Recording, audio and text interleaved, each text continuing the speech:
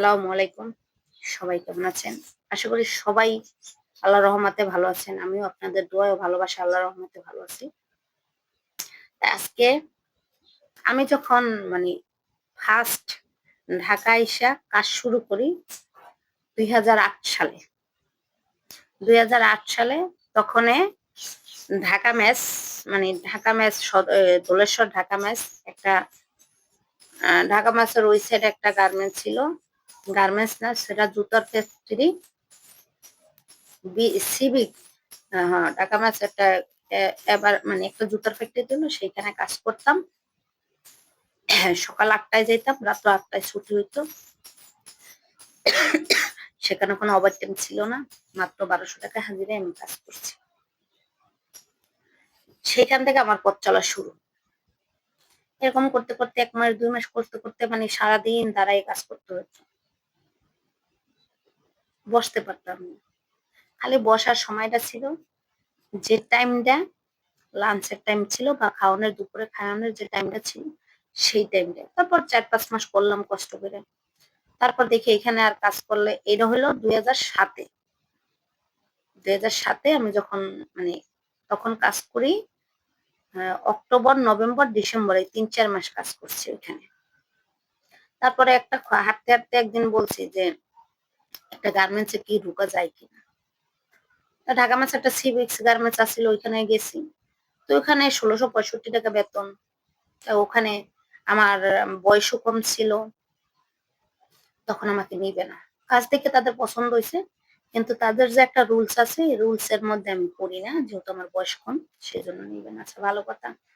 তারপরে ঢাকা মাসে একটা গার্মেন্টস আছে, এবিসি গার্মেন্টস, সেইখানে গেলাম। ডিসেম্বর মাসে ৩-৪ দিন থাকার মধ্যে আমি গেলাম।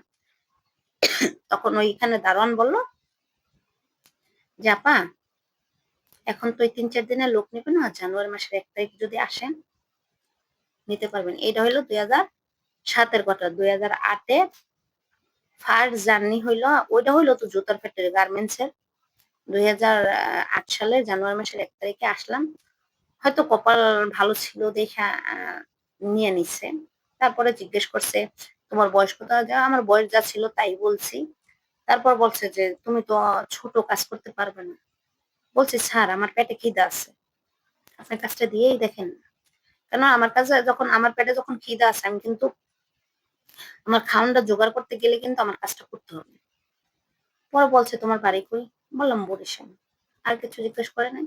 কয় এখানে কিন্তু নাইটও করতে হয় মাঝে মাঝে। আমি কই আমার যদি আপনার যদি কাজ থাকে, আমার কোম্পানির কাজ থাকে, তাহলে করতে হবে না?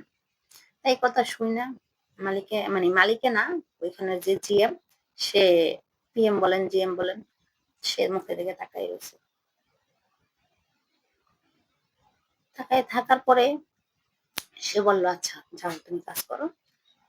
তো জানুয়ারি মাসের ১ তারিখ ২০০৮ সালে ওই আমার গার্মেন্টস এর জার্নিটা শুরু হয়েছে। শুরু হওয়ার পরে বেশি দিন কাজ করতে পারি না এখানে আমি।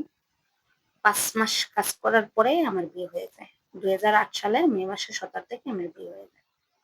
এরপরে বিয়ে হওয়ার যাওয়ার পরে ১০ মাস কি ১ বছর আমি কাজ করিনি। তখনও কিন্তু আমি মেশিনে সুতা পরাইতেও পারতাম না তখন। তারপরে ভাবলাম ২০০৯ সালে বাসায় যদি বইসা থাকি, আমার সামনের ভবিষ্যৎটা কি হবে? এরকম করতে করতে পরবর্তীতে গিয়ে আমি কাজ করলাম, আবার ঢুকলাম। তারপরে মাত্র ৩ মাসে আমি অপারেটর হলাম। ১ম তো ৪-৫ মাস যে কাজ করছি, সেই সময় আমার মেশিনের সামনে বসতে দেয় না বা মেশিনের সামনে হেল্পারি করতেও দেয় না। যখন ২০০৯ আমি ঢুকলাম, তখন আমি ৩ মাসে অপারেটর হই। তখন থেকে আমার জার্নি শুরু। এরপর অপারেটর হয়ে বের হইলাম, কাজ করলাম ভালো। এরপরে ২০১০-এ আমার ছেলে ২০০০ হ ২০১০-এ আমার ছেলে দুনিয়াতে আসলো। এরপরে কাজ আবার করি নাই। এরকম করতে কাজ শেখার করতে আমার ছেলে দুনিয়াতে আসলো।